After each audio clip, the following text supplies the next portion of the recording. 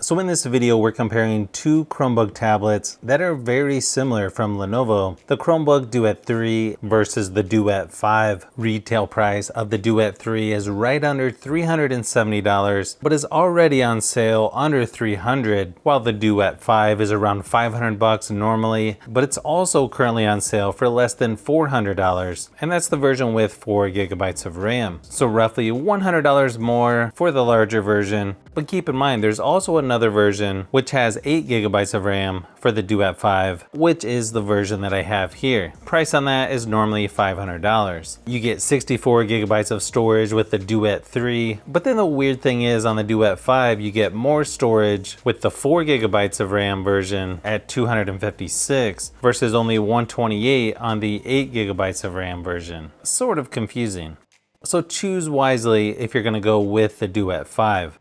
Probably one of the biggest differences is definitely going to be the screen. You get a 10.9 inch 2000 by 1200 resolution IPS display on the Duet 3, and then on the Duet 5 you've got a 13.3 inch Full HD OLED display, 1920 by 1080 resolution. Sort of personal preference when it comes to which type of screen and how large you want, but for me I tend to lean towards the display on the Duet 5. It's got nice contrast, colors seem to pop a little more. Overall, just a really nice size to watch movies or shows on for sure. The other thing that you will notice, you've got a little bit bigger bezels on the Duet 3, sort of uniform all the way around. Where on the Duet 5, you've got smaller bezels on the left and right hand side, and then a little bit bigger there on the top and bottom. And then 400 nits brightness for both tablets. So plenty of brightness for indoor use. They may struggle if you're someone who tends to be outdoors a little more often or in brighter areas.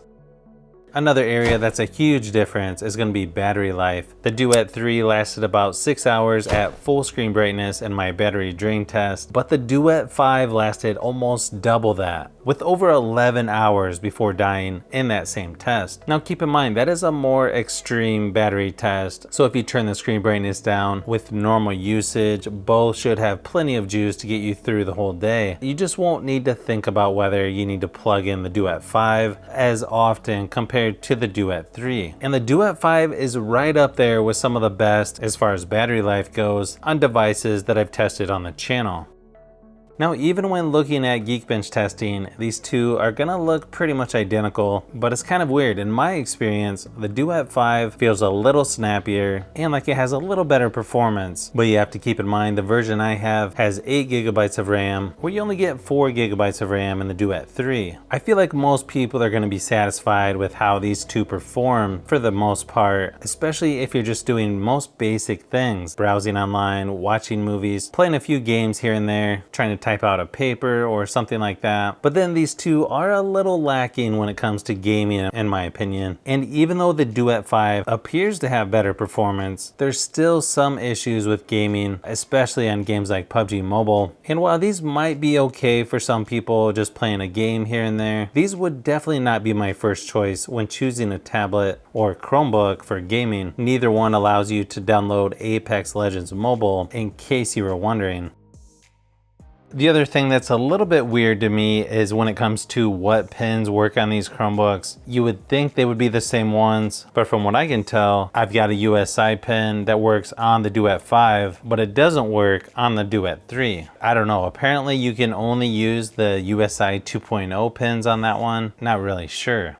So because both of these tablets run on Chrome OS, they're gonna feel pretty much identical, just with a little more real estate there on the Duet 5. You can do split screen or do a little multitasking on both. You've got Google Play Store on both as well. Although I will mention, not everything is available like it would be on an Android tablet. But if you've ever used other Chromebooks, these are gonna feel very familiar. And the nice thing about Chromebooks, you're gonna enjoy years of software support on both of these. Nice thing is the keyboard is included for both tablets, and they're both actually pretty nice quality as far as I'm concerned. Now they're not backlit, and I don't like the fact that you don't have a caps lock on either one, but the larger keyboard on the Duet 5 is a little more comfortable, feels a little more like a regular laptop, plus the trackpad or touchpad works really nice as well. Feels nice and responsive on both. Overall, really nice job here by Lenovo when it comes to the keyboard attachments. Good thing is you've got speakers on each side of the tablets, which are just okay in my opinion. But when you compare the two, the Duet 5 is a little bit louder, sounds a little bit better than the Duet 3 in my opinion. Not a huge surprise there because it is a bigger tablet, but let me give you a quick audio test to give you an idea of what they sound like.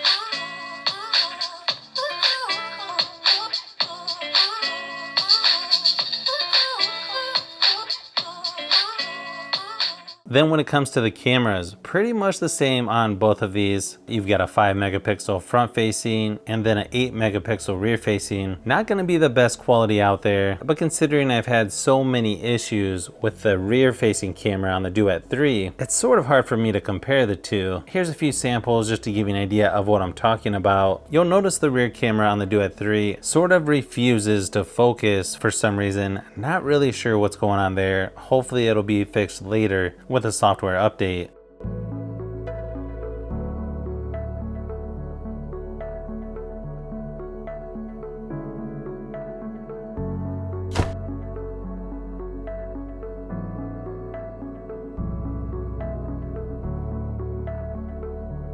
So hopefully this video gave you a little closer look at these two somewhat similar Chromebook tablets from Lenovo. Even though they're very similar, I feel like there's a few things to consider when trying to decide between the two. I think you can tell which one I would pick after watching this video, but I know everyone's gonna be a little bit different, especially if you travel a lot and you're looking for something smaller to fit on airplane trays or in backpacks, that sort of stuff. But I've got a lot more phone and tablet comparisons coming, so you'll wanna look out for those as well.